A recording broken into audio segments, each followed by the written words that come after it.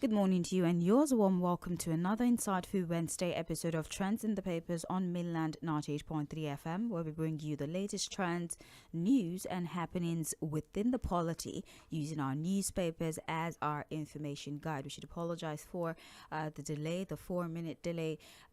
We usually start the program at 7:40, but we needed to make sense of a technical situation here. But I think we can simultaneously have the program whilst trying to figure out what is going on. So let us do what we can do this morning. Welcome once again. My name is Sage Babalola, and as we delve into today's paper, we have a lot of things to talk about, including the celebration that is set to commence today, Ìṣẹ̀ṣe Day. Lagos, Oyo, Ogun, they did declare it a public holiday for public servants. So a lot of people are home.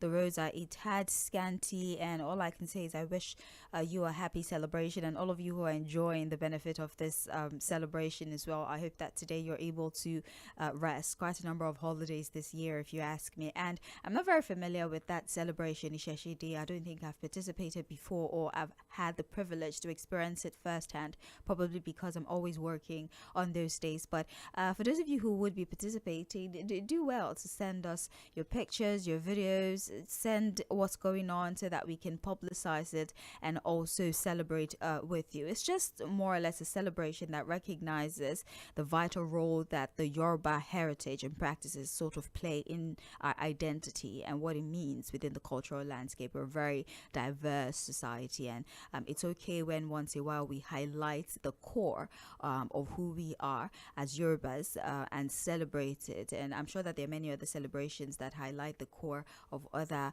ethnic groups and tribes within Nigeria. But as always, today we are going to sift through the morning papers to bring you the latest trends and stories making waves across our community. We'll bring in Fᴜʟʟᴏᴡ to join us pretty soon in the conversation. What he does is provide analysis, but I'll just be here to read to you the reports that have made it to the front pages of our dailies. We're live on Facebook. We stream the program live, so if you cannot listen directly via your radio, all you have to do is go to Facebook and YouTube and check Mainland 98.3 FM, and you can join the live stream. You can also listen via our official website, www.mainlandfm.com. You can listen online as well via the Radio Garden app, or there are many other online radio platforms that you can use, but Radio Garden is very available. It is trusted, so you can use Radio Garden as well and listen to Mainland 98.3 FM. Now, for Facebook and YouTube, it also doubles as a platform to take your contribution.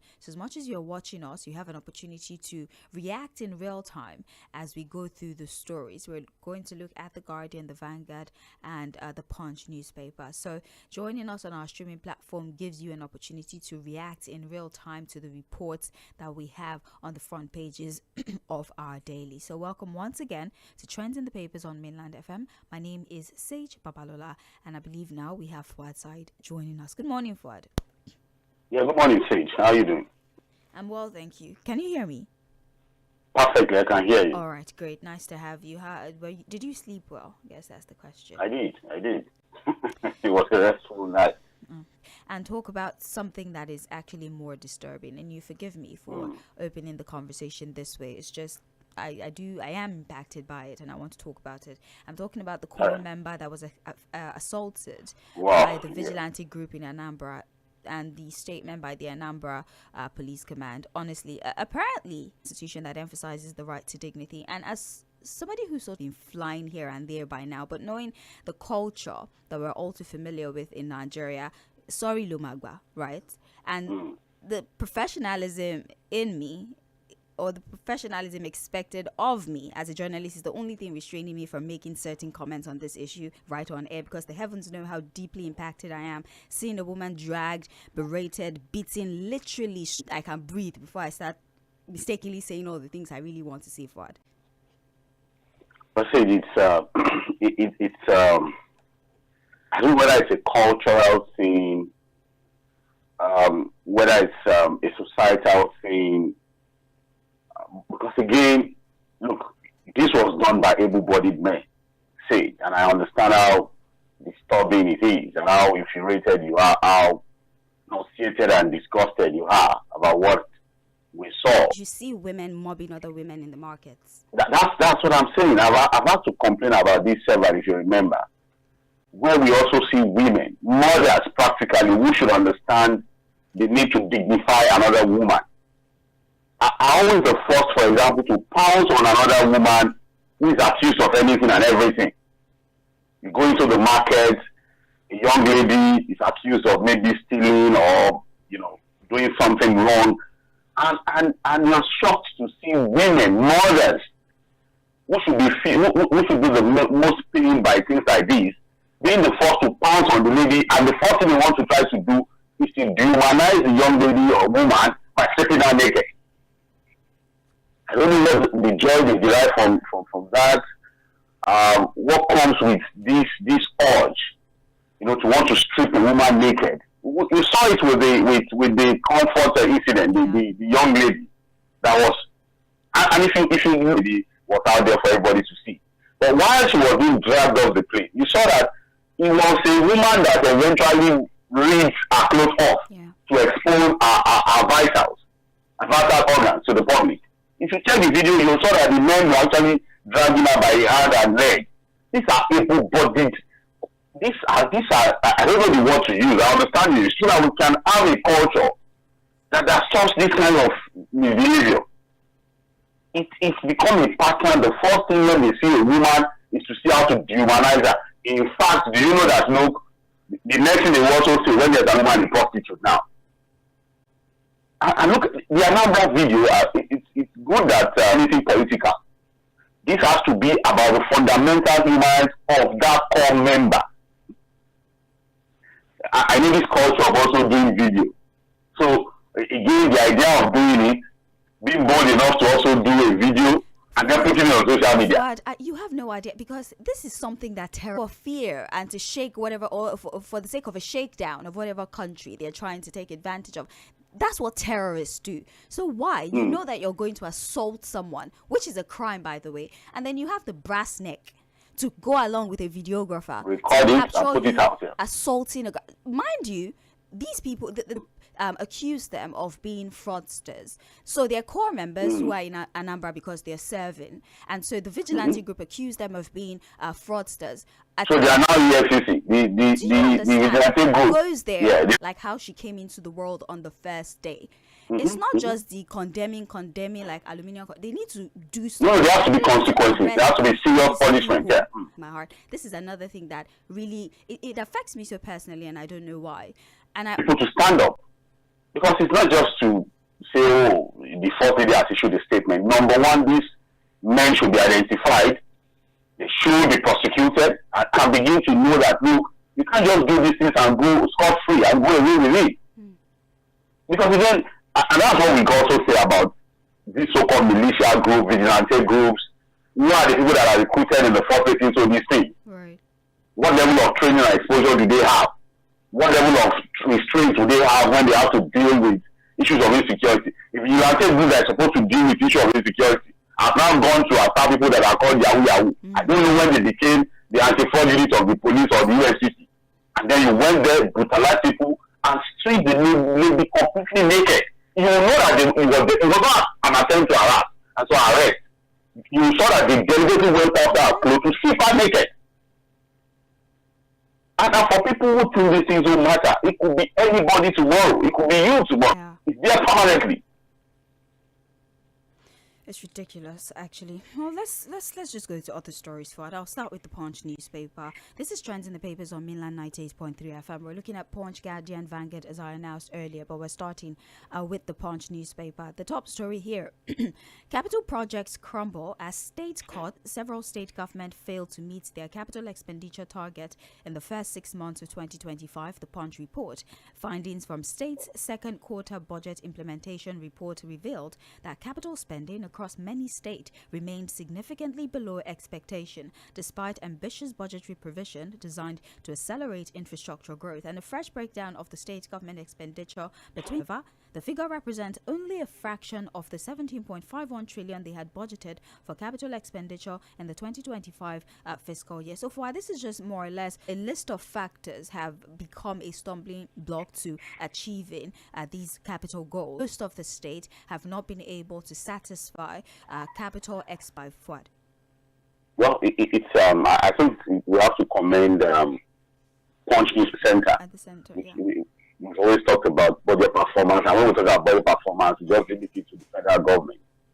And it's like almost the same pattern, if you understand what I'm saying. See, Right. The budget performance index at the federal level too is barely 20% implementation. And at that point, you support to what he said is that look, across most of the states, the budget performance index is showing about 17.5%. It's still the capital composition, capital expenditure component of this budget. You know the thing is this, Sage. Yeah. Borrow beg or steal, no matter percent. But in the areas of infrastructure that should be the most beneficial to the people, that's where you begin to see this poor performance, especially when it comes to a lot. They can always be excuses, but I think what we should say again is that look, there's really Yeah. at the federal level now. What you have is that look, you have budget running into another budget. In fact, what we have is that you might even have two budget cycle running into the third one. So if you are not able to execute the things you highlighted, as what was going to happen at the state level. So again, it goes into the fact that look, we have very bogus, huge, most of the states falter, and it's unfortunate. Well, let's see. I mean, the 2024 budget performance, was it around? I think about 20%. It was only up to 40%. So I think it was overall budget performance, and so we're doing state budget now. And second quarter, they've not been able to achieve even half of a memory lane, and I should say it's a terrible, terrible lane. The Owo Church attackers have ties to Al-Shabaab, says DSS. Now, the Department of State Services has urged the Federal High Court in Abuja, Francis Xavier Catholic Church, Owo, Ondo State, which left about 40 worshippers dead and over 100 injured. The DSS, in a counter affidavit to the defendant's bail application, warned that the men had alleged ties to foreign terrorist fighters linked to Jamiu Abdulmalik, Abdulrahim Idris, and Momo Otuho Abubakar. Those are the names of the five guys. The brutality and the violence that people in that Catholic church had to experience, and the pictures of blood on the floor, on the seats, and how they had said they operated for over an hour and there was nobody to come to it. DSS, in a counter affidavit, is saying that we do not agree on this. First of all, they have alleged ties to Al-Shabaab, that the militant group that is also wreaking havoc in other parts of Africa. Plus, they are concerned about the safety of witnesses. Now, what are the odds that these men actually know the people that are acting as witness against them? So, and that the safety of here in Nigeria. So, what are your thoughts about the concerns raised by the DSS? Yeah, again, very germane and genuine concerns, if you ask me. And I don't think attack bill on any grounds. We saw the brutality that came with that attack on that church. I think and decided to do what they did. So we have to commend the security operatives. And I think in recent time, we've linked to a terror network, a global terror network. I think the announcement was made recently, and that's to what happened in Owo. So we hope for a diligent prosecution. The judge has denied the matter. Well, as it stands, the accused is always presumed innocent until found guilty. So the onus to prove that these guys are indeed guilty and culpable of what happened in Owo is not mercy. Because again, on the arrest of those guys who were arrested and said to be linked with the terror network. If you have noticed that you get distracted with political matters, maybe if he's able to sit back in his office, do the work he has been appointed to do, we'll see him achieve more results the way he seems to be doing now. Let's see how this plays out. And as you said, you don't believe that there's any judge that would, realizing the sensitivity, a lot of people would want to agree with. Let's still move on to other stories. For restraint and intervention, and the Ooni of Ife, Oba Enitan Ogunwusi businessman, Chief Dotun Sanusi, in a statement signed by a title that is covering the entire Yoruba land. So, Moses Olafare, now he said... This is not an official statement, so how do you That's categorize a statement that was released. That was on it. Read it and see whether it's official. In the court of public opinion, as it already is being treated, is what he wrote. Now, the report goes for that to highlight instances where people had noticed Lady Oluremi Tinubu, where all the other monarchs stood up to greet the Oni, but their laughing remained seated. He didn't say hello to him. And other incidents where both of them had clearly snubbed each other, but the blah has now further intensified the speculations that both men are not on good terms. And now they're asking that other traditional rulers intervene and try to settle this rift. What? Okay, there are about three issues here. The first one is very unprofessional. This is a job we've been trained to do. It comes with derogatory statements. You begin to question the professionalism. Their principals are annoyed about anything or aggrieved about anything. Because again, with the job comes what you call public decorum. Yeah. With the job also comes what you call crisis management. So you don't escalate this at hand. So as a media aid, you are trying to de-escalate, not to escalate. So because again, if you had read the statement of the media aid to be laughing, with the title of Yoruba land, something of Yoruba land, well, that's the bone of contention now. The statement would have been issued to say, well, we observe that you did, we give you 48 hours. If you don't do it, there will be consequences. I was asking Lady Mo yesterday.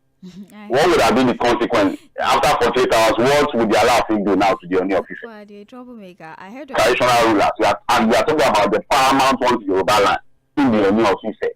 That after 48 hours, if the needful is not done, there will be consequences. The only thing that came to my mind is that they will know what's. I'm just saying, they are the ones that put out the statement. I'm just analyzing. And somebody asked me yesterday, who started? Yes. Because if they begin to fire missiles, you might just tell people who are innocent too, so they should please. Which, if you ask me, is also a response. Whether you call it official or not. And now it's now more like an insult to the Alaafin.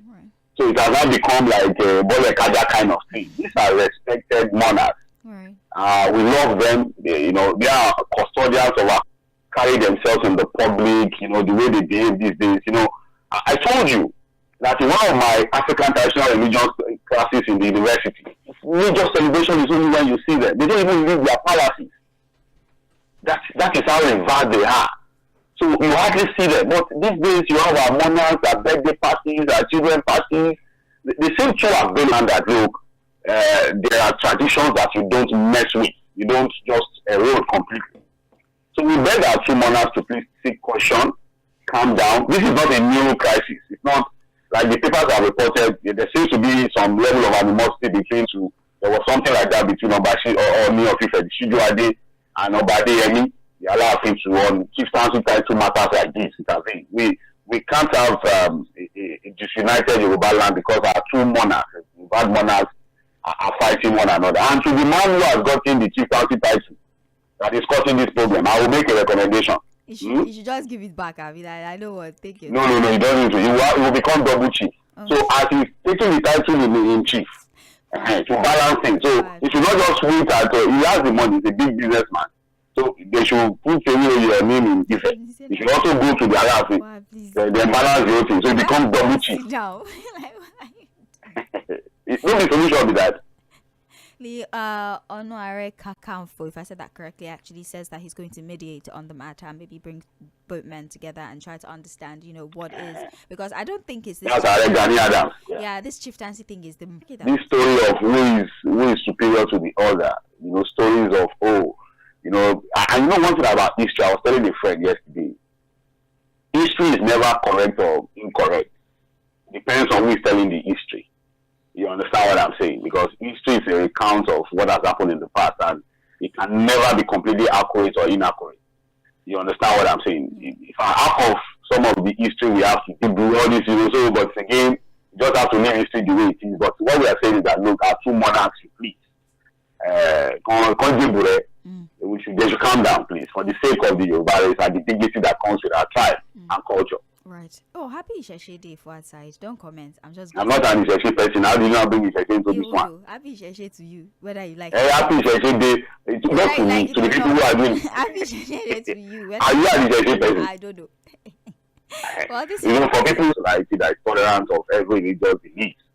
So for people who are doing Ìṣẹ̀ṣe, we say happy Ìṣẹ̀ṣe Day to them. It's a public holiday for civil servants in Lagos or Oyo. I don't know whether we wish them all the best with their religious beliefs. Indeed.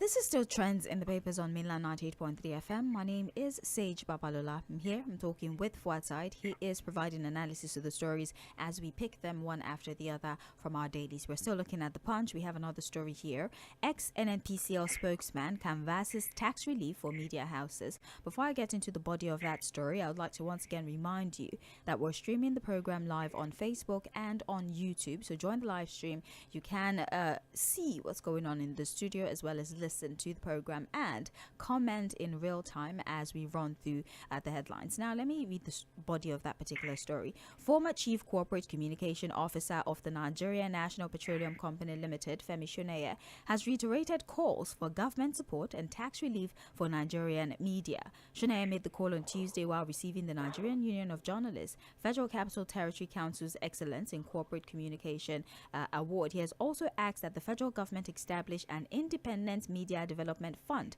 to support investigative. Why? For good reasons. That is it. He's working. He's not working again. He left the job. I think I now understand why he left the job. Okay. Because this is a different solution, if you ask me. Yeah. On the job, a different person, very combative, was being run at that time. But, he gave no reasons for leaving the job. But a lot of people have said that, look, maybe it got to the point where I felt, look, I can't be a part of this nonsense again. I just have for opening up on the plight of media houses. A lot of people don't know what media houses are going through at this time. We talk about workers of we talk about manufacturers, we talk about the pharmaceutical companies. Media organizations are heavily impacted by the lot of media houses have to run on generators. For those of the media houses who are fortunate to be on band A, we know what we go through. How much we have to cough out every month on electricity billing, equipment. You have to send overseas for repairs. You probably have to import equipment. The cost with the forex issue is also unbelievable for people who don't know. So I think people need to also appreciate the resilience of media outfits who are still able to continue to run at this time. And so when businesses are not doing very well, how do they get money to do adverts? So I agree if the government will listen that to support their operation, because again, if regular media, what you call conventional media, goes down, that's one thing. They have no filter. Fake news comes in, distortion of information comes in. So I don't know whether the government understands the most accurate manner. So I want to thank Femi Shoneye for talking about our part. God bless you. The only constant thing, yes. Fuad, since we're still speaking about the NNPCL, we might as well just highlight this ex-NNPCL boss Kyari's account. Now, following the expertise application that was filed by the Economic and Financial Crimes Commission, EFCC, the Federal High Court in Abuja on Tuesday temporarily froze bank accounts linked to former Group Managing Director of Council for the Anti-Graft Agencies, Mrs. Ogechi Ujam, who informed the courts that the accounts were linked to alleged fraud. And although the commission applied the court for a 60-day freeze on the account, Justice Iwete limited the order tenure to 30 days, stressing that it could be renewed if necessary. So, Fuad, there is some sort of investigation into the operations of Mele Kyari whilst he was the head of NNPCL, and the DSS approached the court for bank accounts have been alleged to be linked to fraud, right? And also Mele Kyari. Mind you, these are still allegations as in what happened. Are you pleased with the trajectory that this investigation is going with Mele Kyari? Well, so far so good. So far so good. I think this answers the questions of a number of our callers who keep asking what's going on. So we're getting about the NNPC, non-functional refineries, the billions of dollars we've put in rehabilitating the refineries. I know that, look, there are investigations going on, especially with Mele Kyari. 4 accounts linked to him have now been frozen by the courts for 30 days. Again, these things are done so that, of course, they can thoroughly do their investigation. It was said that a particular group had petitioned the EFCC, and upon that petition, they decided to, swing into action on this case. It's so far so good. It's nice that at least people like Mele Kyari are being questioned, their accounts are being probed, their tenure is also being looked at, because whether we like it or not, we're talking about public funds here, and there has to be accountability on what happened to a lot of this money that were put into some of the state developing story. We keep an eye on it. Indeed. All right then. Fouad, back to the Punch. Northern Forum warns against Muslim ticket in 2027. Ahead of the 2027 presidential election, the Northern Ethnic Nationality Forum has urged President Bola Tinubu to drop Vice President Kashim Shettima and avoid repeating the Muslim ticket, insisting that inclusivity is vital for Nigeria's unity. In a statement on Tuesday, the group leader, Dominic Alancha, stressed that national cohesion could only be achieved through balanced representation. Despite strong opposition during the 2023 campaign, Tinubu, then the APC presidential candidate, picked former Borno State Governor Shettima as his running mate, and the pair went on to win the election on the APC platform. Rumored plans to drop Kashim Shettima as his running mate in 2027. But we have another Northern Ethnic Nationality Forum that is actually asking that the president drops Kashim Shettima because a Muslim ticket. What's the name of the forum here? Northern Ethnic Nationality Forum. Okay, it cannot be accepted by their forum now, by their people, because again, if the elections, the distraction of we will not accept a Muslim ticket. A lot of the people who issue statements against the Muslim ticket, they are not even working for the Muslim house, who was prominent with it. So no, we cannot accept this. Muslim can come. The same man now has found way. He has rapala into the Muslim government. Wow, too, who was one of the people who spoke against Muslim ticket. If you look at his statement, you are able to thoroughly psychoanalyze the statement. You know that the only reason why he's still bitter is that look, he's not giving the recognition he wants. If he had been recognized or carried along, like they say in the political world, he probably would not be saying what he's saying now. So I would advise that, look, because again, in the statement they said that look, with the Muslim ticket, Christians are not Shibaju. How safe were Christians in the north compared to what has been the difference? At that time, didn't we see churches being attacked, people being killed who are also Christians, if that's what we want to say? I mean, that was a Muslim Christian ticket now. How safe? You see, these guys are going to come with these distractions, and at the end of the day, instead of us keeping our eye on the ball and focusing on real and tangible things, we now begin to discuss all of this. And at the end of the day, these are just planted ideas, people who are sponsored to push this narrative. Don't be surprised that there's one Christian politician somewhere now who is eyeing the VP slot, pushing these people to begin to issue some of these. We know how these things work now. They now say one forum. They now Northern Elders what do you call this? Ethnicity Forum. Let me check your question. I'm already moved away from that unnecessary stuff. Do you know what? Wait now. If the APC decides to bring a Muslim ticket again, if there are also how many political parties? About 18, and I'm sure there will be more. Because I'm sure that they will even have one that will do Christian, and there will be one that will do Muslim Christian. So they should not go and vote for that party instead of disturbing us. Let's read the remaining. Also, we do have in the papers. Flood, lack of potable water, worsening cholera epidemic in 13 telecom. Like they've taken a U-turn, and so we might see a reduction. What would have messed up everything? Yeah, so it don't happen anymore. And also, there's the implementation of the dialysis subsidy program of the president. Program, a 20% subsidy, especially for kidney dialysis and all. But there are still complaints that even months after the president had signed this, that's not implemented. Are not doing it. It's just very few hospitals. Is it across federal government health institutions or all hospitals? That's the question that comes to mind. It says that on kidney dialysis in Nigeria, that's it. So it said in hospitals. So if you go to a state hospital where they do dialysis, yes. So I don't think that they can determine what is going to be for private hospitals. So it has to be government hospitals, yes. But even then, a lot of the public hospitals are yet to implement this subsidy for us. So thank you so much for your time. We'll take a break so we can have commercials. And when we come back, we would have mainland focus, where you would have an opportunity to also air your opinion on the selected stories. I'm Sage Babalola. Please stick around.